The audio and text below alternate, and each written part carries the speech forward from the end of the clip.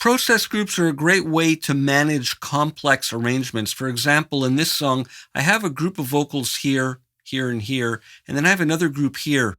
Now, this group needs some correction in the timing, whereas these ones don't. They may need some pitch tuning. So I'm going to use a process group to tighten the timing on multiple tracks. Let's just listen to this section here. Nobody, no. Nobody like a you. So they sound good, but they're not totally in sync with each other. So I've got a process range set up there. And what I'm going to do is hit B to bring up my new process window. I'm going to use an APT and I'm going to use selected playback range. And then for the presets, I'm going to choose tight timing.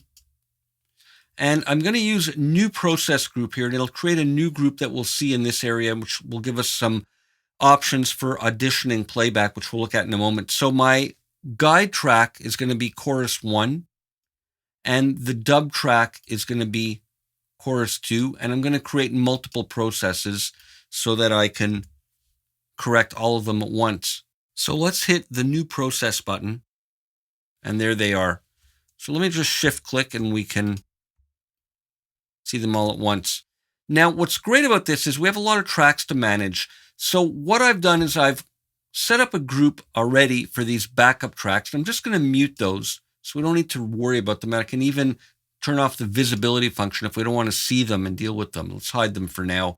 And I have the chorus tracks in a separate group. And if I turn off visibility, we're just going to see these tracks that have been processed with the new process group. But let's listen back first. So here, we get some different playback options. For example, now maybe I want to hear just the aligned tracks, so I can play them back from here. There's nobody. So that sounds great. Now, if I want to play it back in my arrangement, I have to mute my original tracks, and I've got those in the group, as you'll recall, and they're hidden now. But what I can also do is mute them. So I can hide them optionally, but more importantly, they're muted, and now I can play back and hear just my output tracks.